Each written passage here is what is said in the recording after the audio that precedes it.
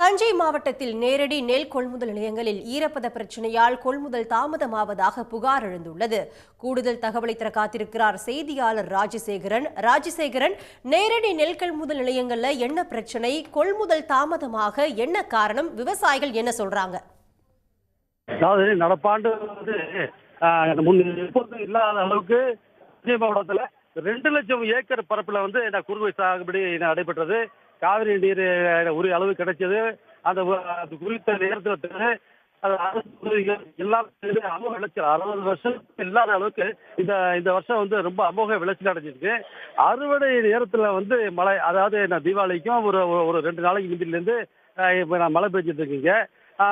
இந்த நெல் கொள்முதல் நிலையத்தில் அந்த ஈரப்பதத்தை 17% தான் அவங்க நெல்லை கொள்முதல் பண்றாங்க. அதாவது ஒன்றிய அரசோட அந்த நேரடி நெல் கொள்முதல் அந்த கொள்கை மூலமா 17% அந்த ஈரப்பதத்தை மட்டும்தான் கொள்கை இங்க கொள்முதல் பண்றாங்க. இந்த தமிழக அரசு முதல்வரும் 22% வரை கொள்முதல் செய்ய கோரி ஒன்றிய அரசுக்கு கடிதம் எழுதியும் இதுவரை எந்த நடவடிக்கையும் இல்லை.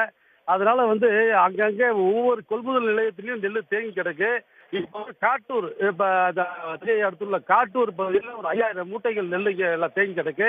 அந்த நெல்லை குவியலா கொண்டு வந்திருக்க விவசாயிகள் தார்பாய் போட்டு ஃபுல்லா மூடி வச்சிருக்காங்க.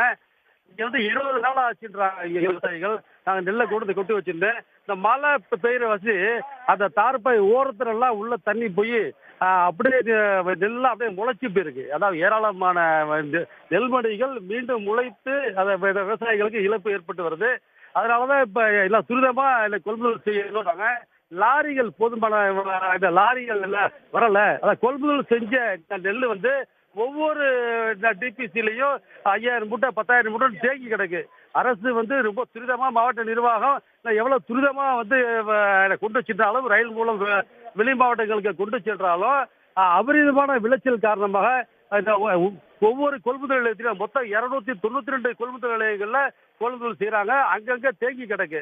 இதனாலதான் இப்ப இந்த பிரச்சனை. இந்த ஈரப்பதத்தை தளர்வு செய்யணும், 22% நம்ம உடனடியாக உயர்த்தணும்.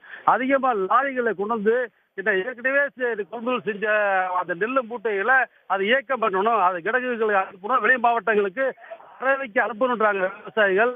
இப்ப தொடர்ந்து இல்லாட்டி பெரும் பாதிப்பு ஏற்படுகிறாங்க. இதே நிலையில மற்ற கொள்முதல் நிலையங்களில் இது நீடிக்குது. ராஜசேகரன், உங்களுடைய மேலதிக விவரங்களுக்கு நன்றி. உடனுக்குடன் செய்திகளை தெரிந்து கொள்ள சன் நியூஸ் பெல் ஐகானை கிளிக் பண்ணுங்க.